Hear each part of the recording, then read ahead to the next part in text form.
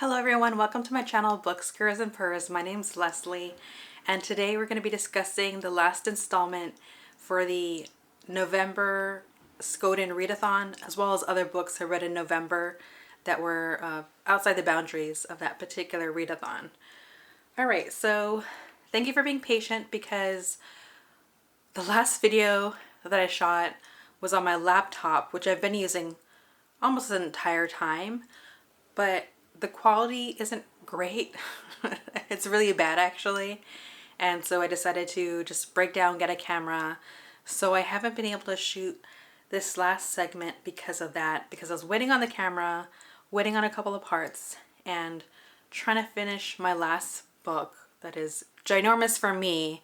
I tend to read like books that are 300 pages or less.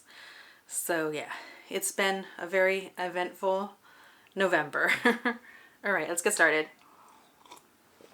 So the first book I'm going to talk about is Joshua Whitehead's Making Love with the Land. I really love this book. Oh, and also this fulfills the Skoden Readathon's prompt, which is to read from a queer author or a two-spirit author. So I picked this up. I read the author's debut novel, which was Johnny Appleseed.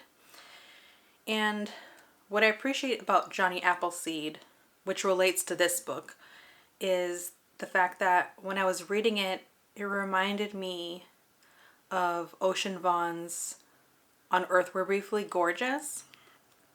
And the very first essay that we read in this book, this has I think 10 essays total, is one that starts out with mentioning Ocean Vuong's On Earth We're Briefly Gorgeous. It's a long title. I have to think about that one. So the author defines this collection as their bio story. And so that in itself is a conversation where the author discusses how the structure of genre and how also I felt like how the structure of the literary world is defined is by colonial structures.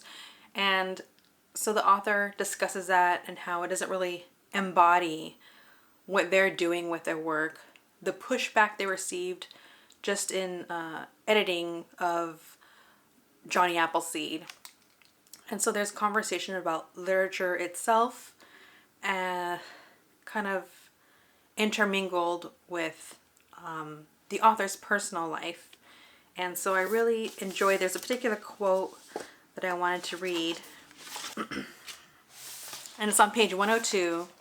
And the author writes, "What does literature mean to someone who is disembarred from his own storytelling histories? What does literature mean to one who is also disempowered in the formulation of its academic pedagogies?" And so that's a whole conversation, and that's in Writing of a Rupture. The author also goes on to make another pop culture reference that I absolutely loved, and that's to a song by Brandi Carlile, and I absolutely love her. So the fact that this author has such a great love for Brandi Carlile as well as other artists just made me have such a fondness for the author in a way that I think people fangirl over authors or artists that you don't know. That's how I feel about this author. They just give me this feeling of fangirling over them. The author also goes on to tackle other weighty subjects like coping with trauma, mental health, dealing with loss, the dynamics or the deconstruction of intimacy during the pandemic, creating safe spaces in a virtual one, such as playing video games and role-playing. Joshua Whitehead's bio story is just so lyrical and intimate that as I read their work, I feel as though I'm breathing them in. That's just how intimate the experience is. And so I just absolutely loved their book, and I'd say pick up a copy. But also, I always put a disclaimer below about trigger warnings, and I would say that there are some other things that I didn't bring up that are in this book, and you might want to look up those trigger warnings before you read it, just to brace yourself and also to protect your own mental health. So after reading Joshua Whitehead's book, I have completely fulfilled the Skoden Readathon, but I somehow snuck in a couple of other books. Some of them I just really wanted to read in the month of November because I tend to schedule out the books I'm going to read so far in advance. I just felt like there's certain books I didn't want to miss reading this year. And so since I already read one book by Sherman Alexie, I had another one on my shelf, so I read The Absolutely True Diary of a Part-Time Indian. This is about the character Junior. He wants to go to a school that's off the reservation that they live in, and that creates some issues within his community, on top of the fact that the character has to deal with racism now that they are driven every day off the reservation to go to a school that's a majority white kids and staff members, and really just explores so many topics that unfortunately get Sherman Alexie's book banned, such as alcoholism, poverty, death in one's own community, and I really enjoy the conversation about the character having a first crush. And the author just uses such a great sense of humor and wit that specifically the character Junior has, but I don't know, it's something that Sherman Alexie does throughout his work that I find myself as a reader just legitimately laughing out loud, even though that there are such witty topics in the story. There is a criticism that I don't really agree with, but in reading this book, I guess some of the criticism is that the author's work is maybe too similar to everything else that they wrote. But I don't know what to say to that. I don't really agree.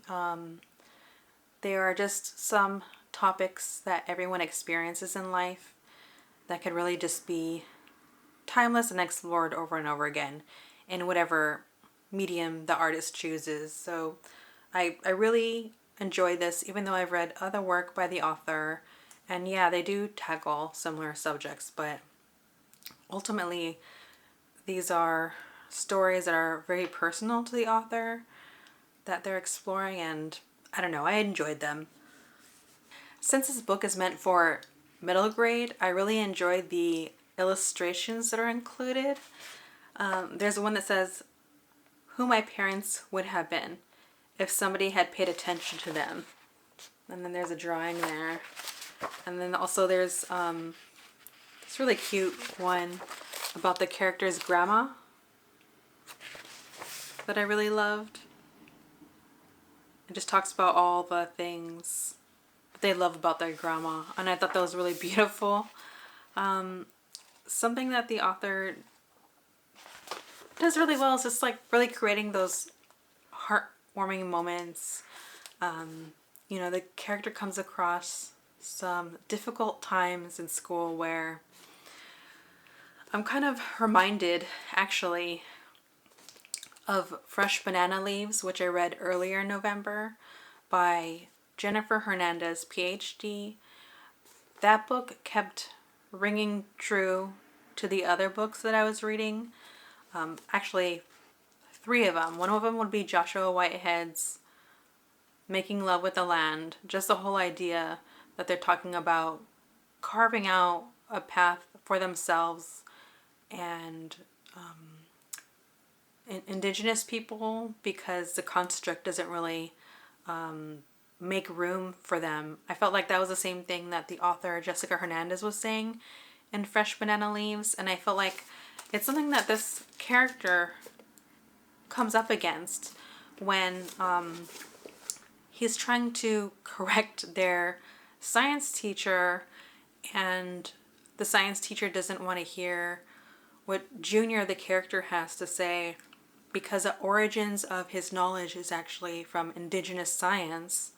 And so I just thought that was really, I don't know, a beautiful connection between the books that I read that I felt like rings true to what's actually going on.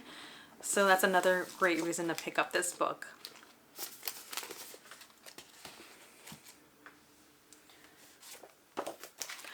Borderlands by Gloria Anzaldúa is the next book that I picked up, but I thought this was a collection of poetry, but actually it's half essays, half poetry. The first section is essays, the second is a poetry, and I absolutely love this, although to be quite honest, I wanted to read poetry specifically because I just read so much. At least for me, I could only read so much in a month, and so I was getting a little bit of book burnout. And so by the time I realized that the first half of this book with essays, I said, oh no, I'm so tired. But I really wanted to challenge myself for the month of November. So I plowed through this book, and I'm so glad I did. The author writes essays that draws connection from Mexico, Mesoamerica, to the breakdown by colonization that took advantage of the infighting that still permeates today in different forms. And the author's ability to like make those connections create an experience for me that felt so personal and therapeutic. And so I really enjoyed their writing, as well as their takes on feminism and the machismo, I believe, concept within Mexico's culture. And what I appreciated is that her essays felt like a bit of a prep for the poetry that we're going to delve into. And I also felt that the essays made the poetry feel more accessible. And so I really love that about this author. And I'd have to say something I really enjoyed are like 2 specific paragraphs. And so I'm just going to read those 2 paragraphs, and I'm hoping that the thread still makes sense, because I'm reading 1 paragraph and then skipping down like to 3 other ones. All right, so it says on page 66 for the chapter 5, How to Tame a Wild Tongue. Chicana feminism often skirts around each other with suspicion and hesitation. For the longest time I couldn't figure it out. Then it dawned on me, to be close to another Chicana is like looking into the mirror. We are afraid of what we'll see there. Pena, shame, low estimations of self. In childhood, we are told that our language is wrong. Repeated attacks on our native tongue diminish our sense of self. The attacks continue throughout our lives. And the author goes on to say, we oppress each other, trying to out-Chicana each other, vying to be the real Chicana, to speak like Chicanos. There is no one Chicano language, just as there is no one Chicano experience. A monolingual Chicana whose first language is English or Spanish is just as much a Chicana as one who speaks several variants of Spanish.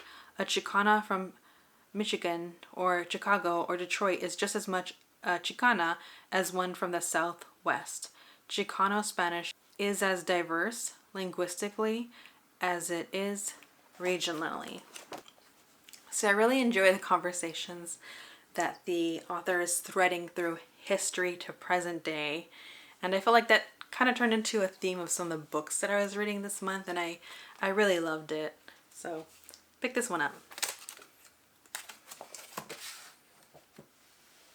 All right, the last book, oh my gosh, my foot fell asleep, is going to be Mexico's Nobodies by B. Christine Arce. This is nonfiction and is specific to the cultural legacy of the Soldadera and Afro-Mexican women.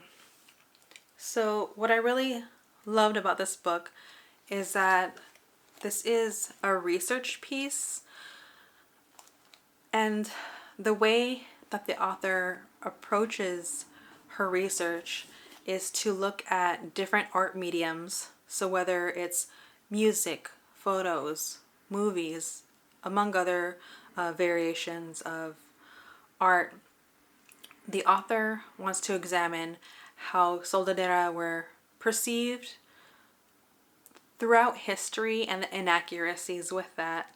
So with the Soldadera, They are women. I'm saying this very simply, which the author explores how it's been oversimplified.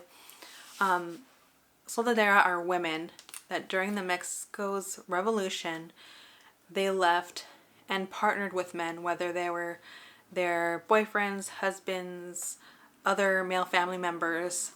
And the misinformation is that they just serve to make them food, take on female domesticated roles, and on a rare occasion maybe take up arms, but that's it. That's kind of how they've lived in infamy, and that's just not the case. It's more nuanced, and the roles that we're taking on are so much more complex.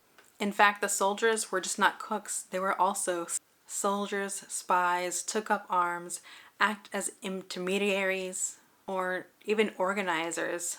And not only women participated, but there were also young children that were female that were actually forced into their roles. So not all women volunteered that became Soldadera.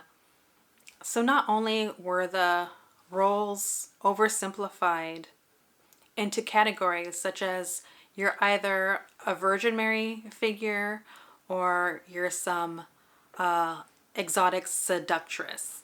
And those were just the, I don't know, the categories women were put in. And they were just so much more. And also, there's one story, I don't think I marked it, but there's also this erasure of transgender people. In fact, there's a transgender man that is recognized, but in being recognized, that person was dead named and misgendered. So there's also problematic instances of people receiving recognition but not respecting who they are. And to further go into the conversation, Afro-Mexicans are not acknowledged, and they've been here since colonization began. And so there's this erasure of a people's being a part of the community. And so much so that not too long ago, I don't have the date for you, but the author does mention that in the not too distant past, Afro-Mexicans did galvanize and try to get themselves recognized on a census form, and the government denied it. So those kind of issues persist. And there's also this erasure of the fact that slavery existed in Mexico. And so I think also because it ended so early on, that it's just another part of history that, I don't know, the government wants to, I'm assuming, wants to just like brush under the rug. So there's just a lot of complex issues, and ultimately Mexico's Nobodies seeks to uncover what one would consider like invisible minorities. And so that's what I felt like the book was covering. And I'll just read you one small section. I don't want to make this video too long. Alright, so this is from the introduction on page 16. The author writes, "Black Mexicans are remembered as curious visitors despite making vital contributions to indigenous and mestizo cultural forms, while also incorporating Spanish and indigenous spiritual practices into their own. The images people slip in and out of diverse semiotic regimes that contradict each other, but yet reveal at that same time that they obscure." And so that's really encapsulates this book. I only have two teeny tiny minor criticisms. First, I'm not someone that's inclined to read academic research. I just saw the title and what the subject matter was, and so I picked this up because I was interested in the topic. I would just like the wording at times, especially introduction, to be a bit more accessible. For instance, Jessica Hernandez, PhD, who wrote Fresh Banana Leaves, did an interview that I really enjoyed. I watched a couple of her interviews. And she said that in writing the book, she wanted to make sure that the book was accessible for her own community. And if that anyone in her community felt like it wasn't accessible, then she failed. And so, although I did read Mexico's Nobodies, I felt like that maybe the language could be massaged a little bit more to be more accessible to someone like me that's not an academic. And I think that's a little bit of an issue that I see in other academic literature. It's just that there's this expectation that the audience that's reading it is also in the same field, if that makes any sense. The only other criticism I have is, although the title itself is so specific to Afro-Mexican women and Soldadera, the title is Mexico's Nobodies. And when I dig into what the definition is of Mexico Nobodies in the book, it's essentially saying that she's trying to talk about people that have been made invisible, right? That there's been an effort there. And so I felt like through that definition, the author should have also maybe included Asian Mexicans as well, because Asian people of any diaspora within the Asian community have been in Mexico since colonization began. So I kind of felt like that would have been an important and appreciated inclusion that didn't happen in this book. But that doesn't mean that this book isn't worth picking up. I really love this book. I love how the author highlights people that are forgotten in history and seeks to clear up just the contributions that people that were Soldadera had during the Mexican Revolution. And one more thing, the author does talk about it, about how women really had to fight to get any type of military pension, which is pretty wild that they made such a large contributions, but were having doors closed on them in many different ways. So yeah, I could just go on and on about this book because it was just so good, such a revelation. And so yeah, I think that's it. That's finally the last of the books for the month of November. I got through them. Thank you for your patience. Hopefully moving forward, I'll finally get back on schedule and the videos will at least look nicer and the quality of sound will be better, because I had an issue with that too. Thank you. Like, subscribe, definitely comment below. I would definitely love to hear what you think about any of these books, or if you haven't read them before, if you decide to pick it up because of this conversation, I'd really like if you told me what you think about the books. It's just such a joy. All right, I'll let you go and I hope you enjoy your December. See you later.